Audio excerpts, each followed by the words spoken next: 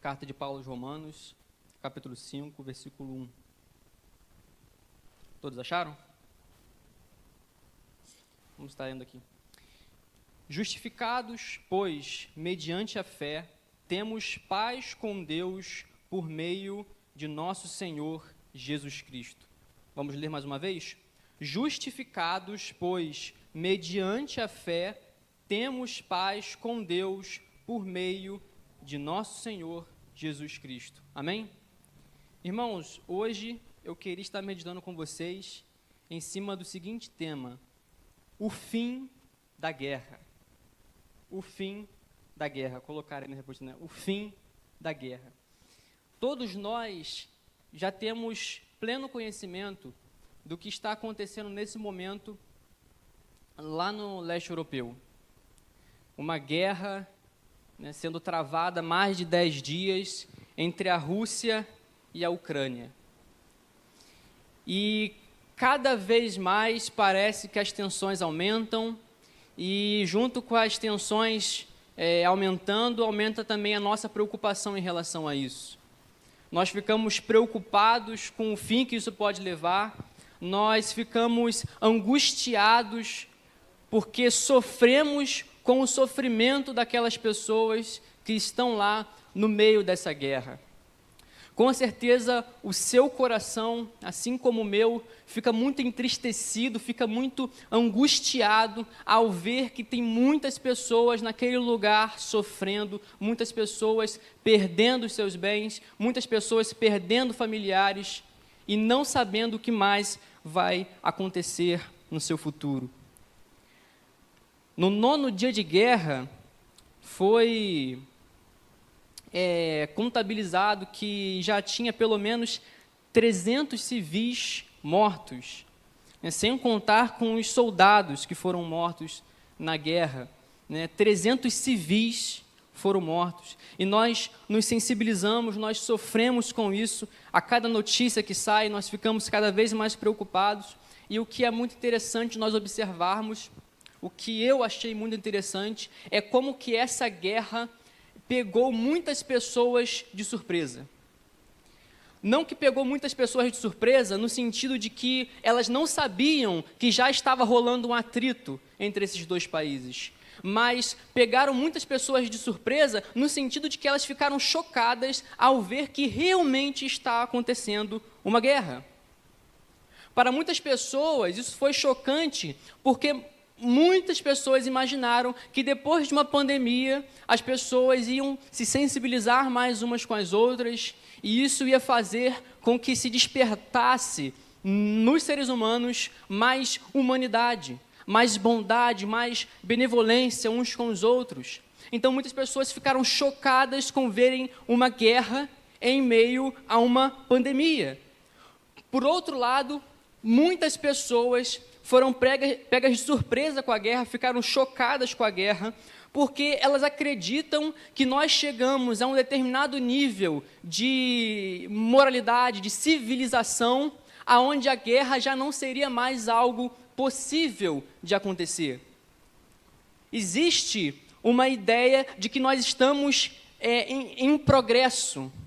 E conforme nós estamos progredindo, conforme nós estamos evoluindo, nos parece, nos dá a concepção de que as guerras são algo que vão ficar apenas nos livros de história, apenas no passado. E, de fato, quando nós vamos estudar a história, o que nós vamos ver no passado é guerras e mais guerras. Aconteciam muitas e muitas guerras. Mas, quando nós olhamos para os dias de hoje,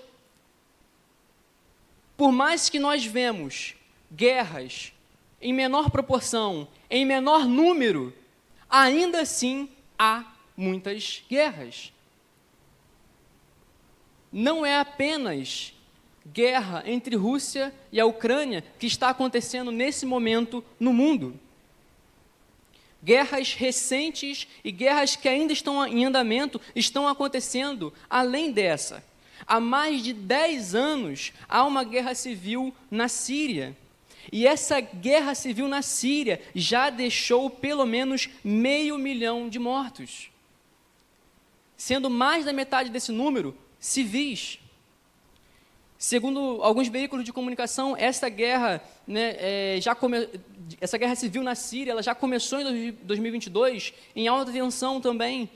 E há uma guerra civil no Iêmen.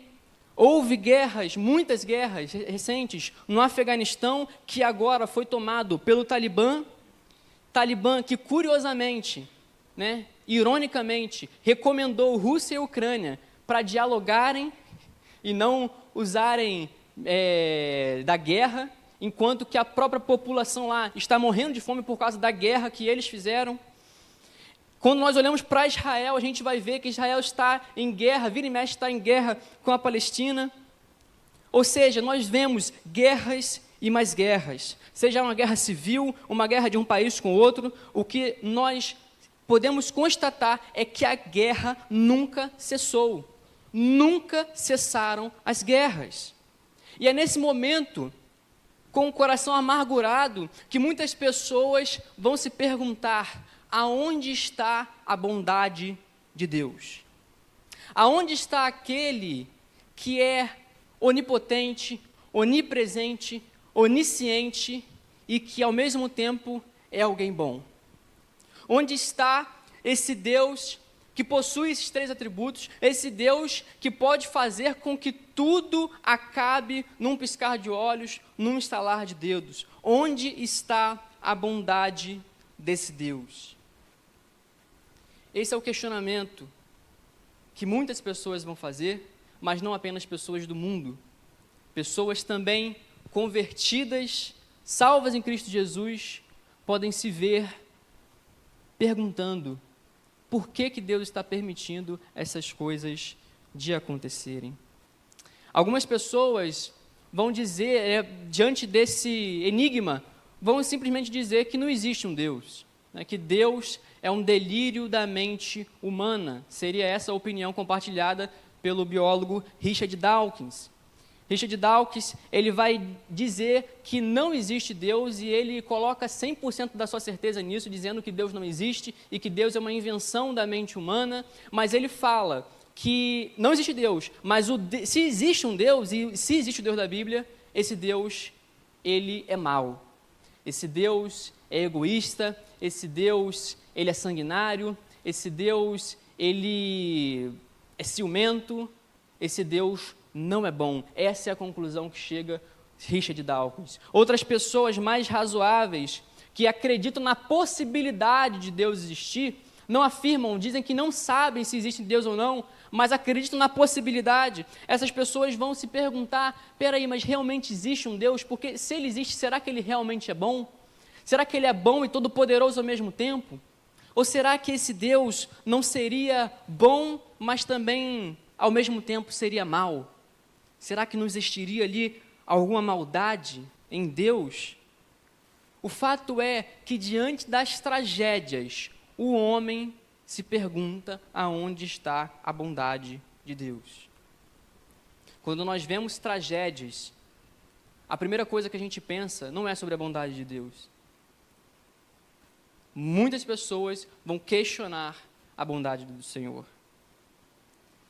Mas se nós deixarmos Jesus responder essa questão para nós, ele vai nos dar uma resposta muito dura de nós ouvirmos. Porque certa vez Jesus falou sobre isso com um jovem, o jovem rico, lá em Mateus 19, 17. O jovem rico chega para Jesus e pergunta: bom mestre, o que devo fazer para herdar a vida eterna? E Jesus fala com ele: por que você está falando comigo a respeito do que é bom? Só tem um que é bom, que é Deus. Jesus, ele vai nos dizer não apenas que Deus é bom, mas que ele é o único que é bom. Jesus vai dizer que Deus, e apenas ele, é bom. E isso implica em dizer que todos os demais, todos os homens, são essencialmente maus. É como se alguém chegasse para Jesus e perguntasse para Jesus: olha só, Jesus, realmente o Pai, ele é bom? E Jesus virasse para a pessoa e falasse: sim, só ele é bom, e você que está perguntando não é. e ninguém mais é. Somente Ele é bom. E quando nós olhamos para as Escrituras, nós vamos ver que é exatamente isso que as Escrituras vão afirmar para nós. Quando nós olhamos, por exemplo, para Jó, capítulo 25, a gente vai ver o amigo de Jó dizendo como pode nascer puro um ser humano, como o ser humano pode nascer puro. A gente vê o rei Davi dizendo, no Salmo 51, versículo 5, em iniquidade fui formado, e em pecado me concebeu a minha mãe. A palavra de Deus nos mostra que o homem ele já nasce com uma natureza corrompida, ele já nasce com a natureza contaminada pelo pecado. Diferente, por exemplo, do que diria Rousseau, que diz que o homem nasce bom, mas a sociedade o corrompe. Na verdade, a palavra de Deus nos diz o contrário. O homem, ele nasce mal, ele nasce inimigo de Deus, ele nasce tendencioso para o pecado. É assim que o ser humano, ele nasce. E é isso que Jesus nos mostra. Então a gente vê que o que Richard Dawkins fala sobre Deus é o que Deus fala sobre ele. Ele vira e fala, Deus é mau, Deus é egoísta, Deus ele é malévolo. E quando ele porventura lê a Bíblia e entender, ele vai ver que é exatamente isso que Deus fala sobre o ser humano caído. O ser humano que está corrompido pelo pecado. Paul Washer, ele vai dizer que ninguém precisa ensinar uma criança o caminho mau. Você nunca precisou ensinar o seu filho a te desobedecer. Você nunca precisou ensinar o seu filho a mentir. Talvez você nunca tenha, ninguém talvez chegou para você e te ensinou a fazer as coisas erradas, mas você já nasceu sabendo fazer o errado. Porque você já nasceu contaminado pelo pecado. E essa notícia de que nós nascemos contaminados pelo pecado é uma notícia muito drástica para nós. É uma notícia que nós não queremos ouvir. Primeiramente, porque isso fere o nosso ego. Nós preferimos ouvir que nós somos bons. E o antropocentrismo presente nos nossos tempos prega isso em excesso. E, em segundo lugar, isso é muito ruim de se ouvir, porque isso quer dizer que nós nascemos maus e pecadores, e isso nos traz uma notícia de que nós estamos em guerra contra Deus. Nós nascemos em guerra contra um Deus que é santo e bondoso. Um Deus que é todo-poderoso e que nós não podemos enfrentar. Nós declaramos guerra a Deus. Toda a humanidade declarou guerra a Deus em Adão e Eva, quando decidiram desobedecer a Deus, quando decidiram se rebelar contra o seu Criador, fazendo aquilo que Ele não mandou para fazer. A maior guerra do homem não é uns contra os outros, a maior guerra do homem é contra Deus. A guerra que o homem trava com o outro é um desdobramento da guerra que ele tem com Deus. O pecado é uma declaração de guerra contra Deus. Mas é necessário nós entendermos o porquê, qual é o motivo, qual é a razão que faz com que o pecado seja uma declaração de guerra para com Deus.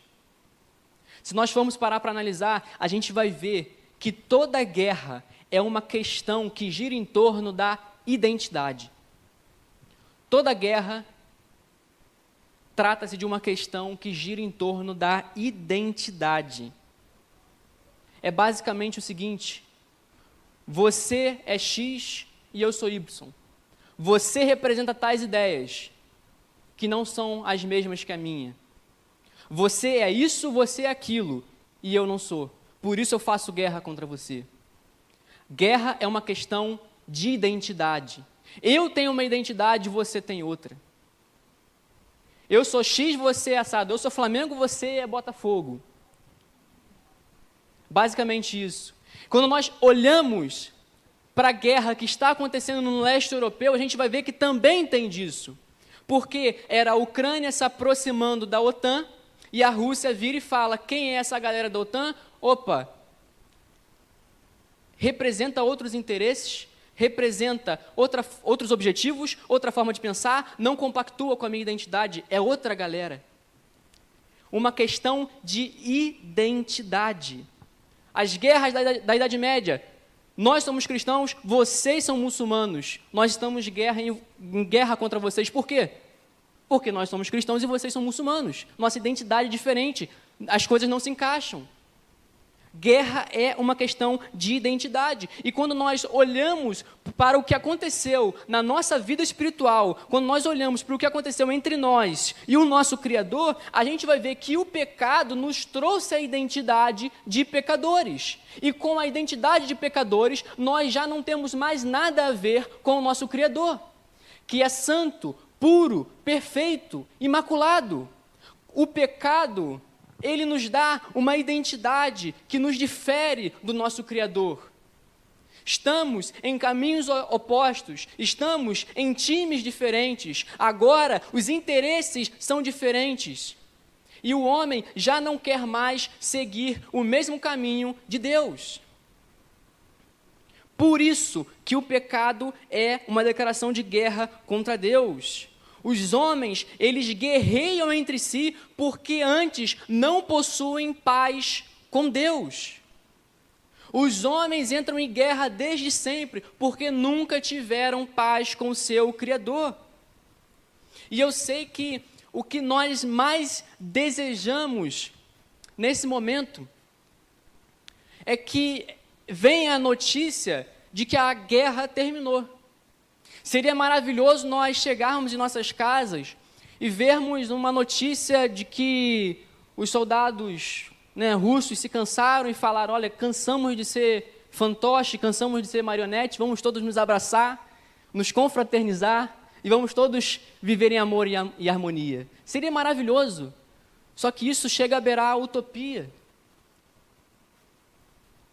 As guerras sempre existiram.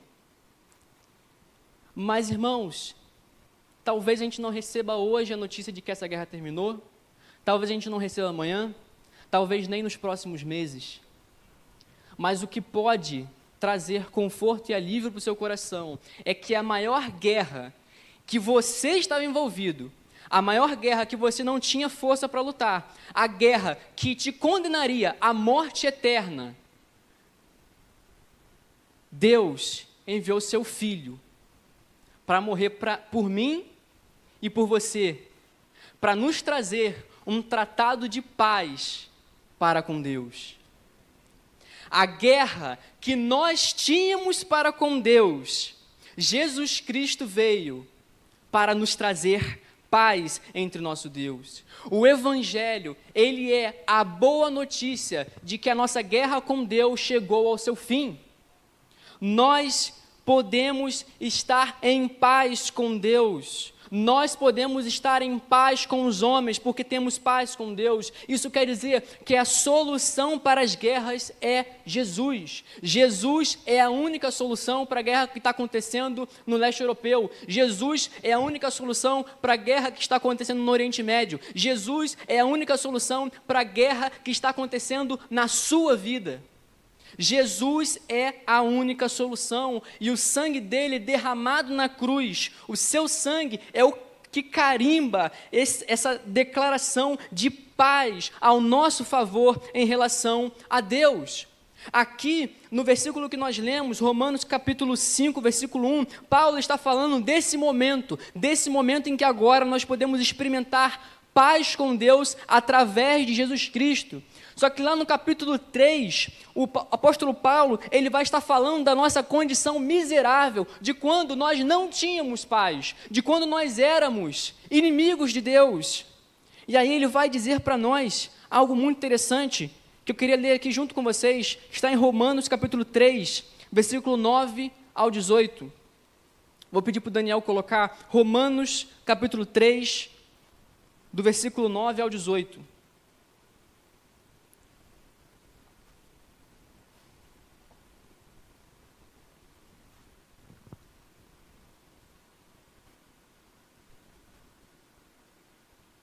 Romanos 3, 9 ao 18 diz assim: que se conclui, Temos nós qualquer vantagem? Não, de forma nenhuma, pois já temos demonstrado que todos, tanto judeus como gregos, estão debaixo de pecado.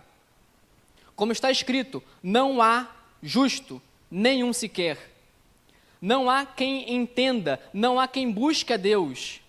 Todos se extraviaram, a uma se fizeram inúteis. Não há quem faça o bem, não há nenhum sequer. A garganta deles é sepulcro aberto, com a língua urdem engano, veneno de víbora está nos seus lábios. A boca, eles a têm cheia de maldição e de amargura. São os seus pés velozes para derramar sangue. Nos seus caminhos há destruição e miséria. Desconheceram o caminho da paz. Não há temor de Deus diante de seus olhos. Paulo está falando sobre o momento em que nós estávamos em guerra com Deus. Mas logo depois ele vai começar a falar sobre a justificação pela fé em Jesus Cristo. E é isso que ele começa falando nesse versículo 5. Sendo, pois, justificados pela fé. Nós somos justificados pela fé em Jesus Cristo.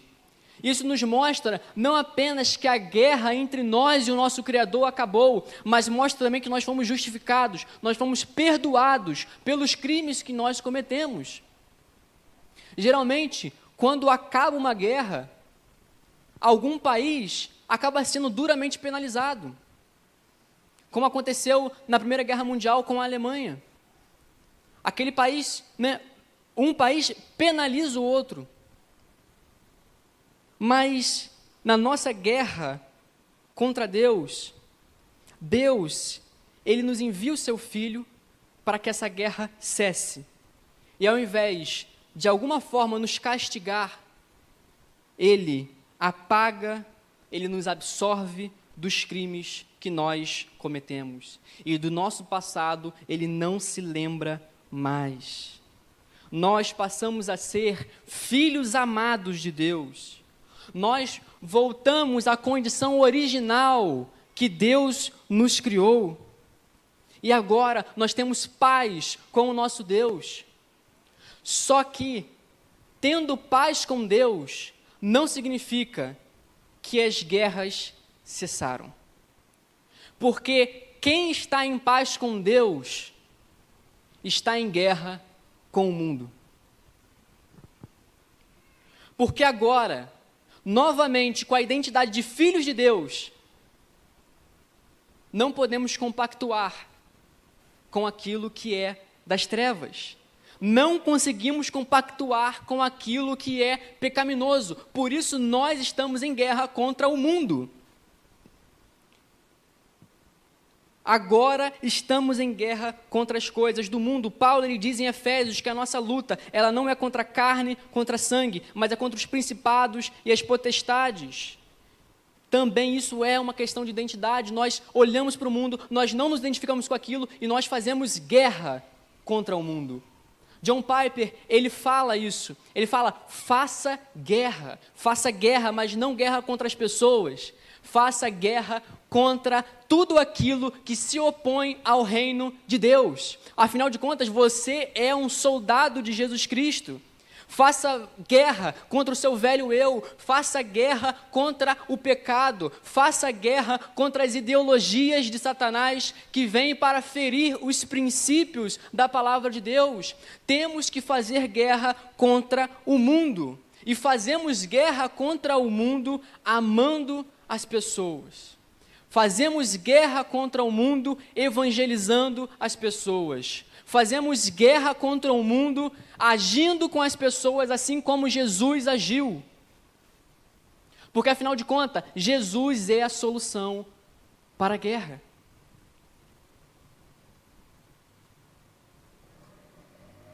Nossa guerra é pela falta de santidade. Nossa guerra é contra os nossos desejos carnais, contra os nossos impulsos. Assim como dois inimigos não podem conviver juntos, um cristão ele também não pode conviver com o pecado. A gente vê que o apóstolo Paulo, ele escreveu Romanos, ele escreveu Efésios, escreveu Coríntios. Por quê? Porque ele estava fazendo guerra contra as heresias. Estava fazendo guerra contra o falso ensinamento. E hoje em dia muitas pessoas têm se acovardado, muitas pessoas não querem fazer guerra contra as heresias. Acham que temos que nos calar. Acham que temos que ficar na nossa e não condenar o que está errado. O apóstolo Paulo escreveu todas essas coisas aqui, porque ele estava fazendo guerra contra as heresias. A gente vê João Batista fazer guerra contra a hipocrisia dos religiosos, raça de víboras. A gente vê Daniel fazendo guerra contra aquela cultura da Babilônia, que mesmo com uma lei, já no Império Medo-Persa, com uma lei dizendo que ele não poderia orar a Deus, ele faz guerra àquilo e ele continua orando a Deus, mesmo que aquilo pudesse levá-lo à cova dos leões. A nossa arma nessa guerra contra o mundo é a palavra de Deus. A nossa guerra contra o mundo é a palavra de Deus. Para todas as guerras. Para a guerra espiritual que nós vivemos em nossa vida, para essa guerra que nós vemos no leste europeu, que também não deixa de ser espiritual. Jesus é a solução. A gente vê que a palavra de Deus é a nossa arma de guerra, e Jesus mostra isso lá quando ele foi tentado no deserto pelo diabo. O diabo chega para Jesus e pergunta a ele, por que você não transforma essas pedras em pães? E Jesus rebate como? Usando a palavra. Nem só de pão viverá o homem, mas de toda palavra que procede da boca de Deus. Jesus cita Deuteronômio. E Deuteronômio é o momento em que aquele livro é escrito para o povo de Israel, para que eles não cometessem os erros que eles cometeram no deserto. Então Jesus, ele olha para o povo de Israel, vê os erros que o povo de Israel cometeu no deserto, e ele não repete os mesmos erros. Então Jesus vai citando o Deuteronômio. E aí Satanás chega para Jesus e fala, olha, lança-te daqui para baixo, porque está escrito que aos seus anjos dará ordem ao seu respeito, e não vai deixar que você se machuque, que tropece em uma pedra. E aí Jesus, ele fala, também está escrito, não tentarás o Senhor teu Deus. E por último, Satanás mostra para Jesus os reinos do mundo, mostra alguma glória e fala, tudo isso te darei se você prostrado me adorares. E Jesus novamente cita Deuteronômio, dizendo, somente ao Senhor teu Deus adorarás e somente a Ele servirás. Jesus mostra que a nossa arma de guerra é a palavra de Deus. Essa é a nossa palavra. E se você não souber manusear a sua arma numa guerra, você está fadado ao fracasso. Nos filmes de guerra, né, acho que no Tropa de Elite, a gente pode ver que, ou quem serviu o exército, que o soldado ele não pode ficar longe da sua arma. Ele não pode ficar sem arma, porque um soldado numa guerra sem arma, ele está fadado ao fracasso. Assim também estamos nós, se nós vivermos nesse mundo com essa cultura que deturpa tudo que Deus nos diz, deturpa tudo que é certo, se nós não estivermos alicerçados na palavra. Você vai estar fadado ao fracasso na universidade se você não conhecer a sua arma de guerra naquele ambiente de guerra. Você estará fadado ao fracasso se você vê as séries todas da Netflix, da Amazon, que muitas delas pregam sutilmente coisas que contradizem a palavra de Deus, e você vai estar fadado ao fracasso se você não conhece a sua arma de guerra, se você não conhece a palavra de Deus. Porque a Bíblia nos fala que nós temos que ter o conhecimento, que nós temos que saber manusear e manusear bem a palavra de Deus. Nós temos que conhecer a nossa arma. Nós temos que nos aprofundar na palavra de Deus, porque a palavra de Deus, ela não é apenas um manual que nós consultamos de vez em quando nós temos dúvida de alguma coisa. A palavra de Deus, ela também é alimento. E se ela é um alimento espiritual, isso quer dizer que eu tenho que ingerir da palavra de Deus todos os dias para estar fortalecido espiritualmente. E o que mostra como está a sua vida espiritual é o quanto que você tem se alimentado da palavra de Deus. O quanto você tem estado tempo a sós com Deus. Temos que ingerir da palavra de Deus todos os dias. Todos os dias. Tenho certeza que se qualquer um de nós tivéssemos hoje um tratado de paz que está na sua mão e depende de você para você levar lá para a Ucrânia, para a Rússia, e esse tratado de paz levaria o fim da guerra. Eu tenho certeza que se você tivesse esse tratado de paz em mãos, você faria o possível para ir para lá. Mesmo com todas as dificuldades, você ia tentar ir para lá. Infelizmente, você não tem esse tratado. Você não tem esse tratado de paz em relação a essa guerra. Mas agora, para a maior guerra que já existiu, para a guerra que está sendo traçada desde o início, desde o Jardim do Éden, que é a guerra entre o homem e o seu Criador, para essa guerra, você pode ser um agente que vai levar a paz. Entre a guerra que existe entre alguns homens e Deus. Porque essa guerra, ela é com a finalidade de levar paz entre Deus e os homens. E somente a paz entre Deus e os homens vai realmente levar ao fim de todas as guerras. Onde nós podemos encontrar, ou quando vai se concretizar o fim de todas as guerras? Quando a guerra entre Deus e o homem acabar. Quando o homem definitivamente encontrar a paz no seu Criador. E nós alcançamos isso através de Jesus Cristo. Jesus Cristo é aquele que nos reconciliou com Deus. E nós podemos mostrar para as pessoas que ainda estão em guerra com Deus, que existe um tratado de paz feito a favor delas. E que elas, pela fé em Jesus Cristo, podem ser justificadas e também terem paz com Deus. Você pode levar paz a pessoas que estão amarguradas. Você pode levar paz para pessoas que estão aflitas. Você pode levar paz para as pessoas que estão desesperadas. Não você por você mesmo, mas por aquele que agora habita em você, que é o nosso Deus.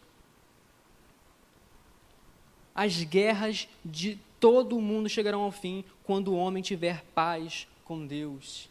E ter paz com Deus significa que nós estamos de acordo com as suas vontades. Nós estamos de acordo com o seu querer. Nós estamos de acordo com aquilo que Ele diz para as nossas vidas. E aí eu te pergunto, você realmente está em paz com Deus? Você realmente está andando nos caminhos do Senhor? Você realmente está agindo em todas as áreas da sua vida da maneira que agrade ao seu Criador? Você está fazendo jus ao amor que Deus tem para com a sua vida? Você tem realmente se entregado, se dedicado por completo ao Senhor?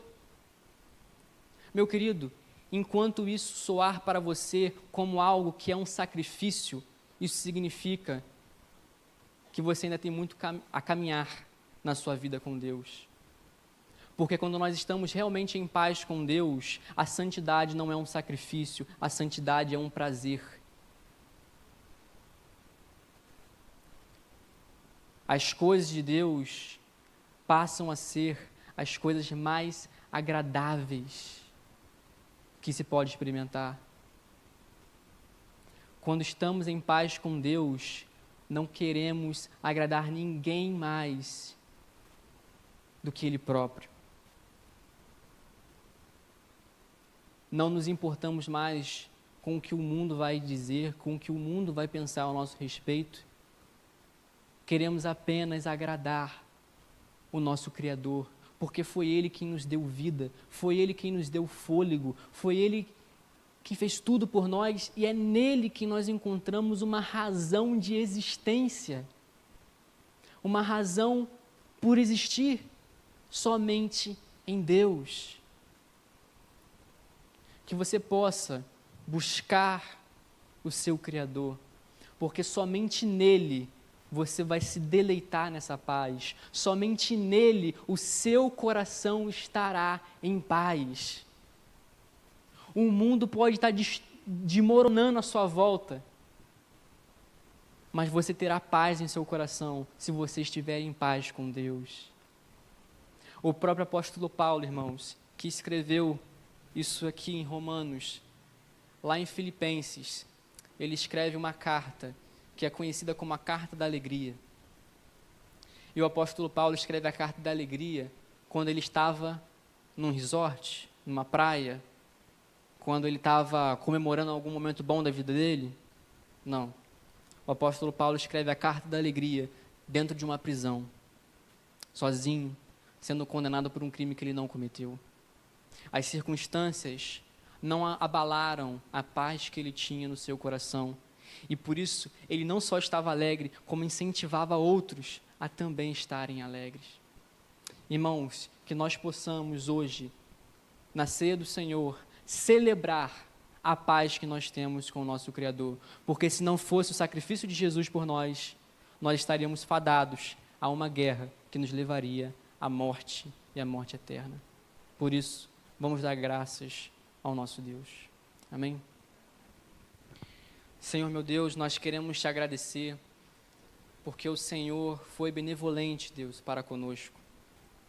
Nós não conseguimos mensurar, nós não conseguimos, Deus, enxergar o tamanho do amor que o Senhor tem para com cada um de nós, Pai. Deus venha nos fortalecer para que nessa guerra, nessa batalha espiritual contra o mundo, Deus, contra o pecado, Deus, essa batalha que é contra nós mesmos, contra os nossos impulsos, nossos desejos, Senhor, que nós possamos ser fortalecidos no Teu poder, Pai. Fortalece, Pai, cada um dos Teus filhos, Deus, cada um dos seus filhos, Deus, nas suas batalhas, nas suas lutas diárias, e que cada um de nós, Deus, nós possamos encontrar forças em Ti, Deus. Nos fortalece, Deus, porque sem o Senhor por nós perderemos essa batalha. Sem o Senhor, Deus, para segurar em nossas mãos, nós estamos fadados ao fracasso. Mas nós queremos nessa noite, Deus, dizer que seguraremos em Tua mão, Deus. Nós queremos ir contigo, Deus. Nós queremos nos fortalecer no Senhor para travarmos essas batalhas, Senhor. Sairmos vitoriosos, Senhor, e agradarmos e louvarmos o Teu nome, Pai. Em nome de Jesus, fortalece a Tua igreja, Pai. Fortalece cada um dos Teus filhos, Senhor. Te pedimos isso, Deus, porque sabemos que nós somos incapazes, Deus. Nós te pedimos, Deus, e te agradecemos pela Tua misericórdia, a Tua graça que é infinita, Pai. Em nome de Jesus.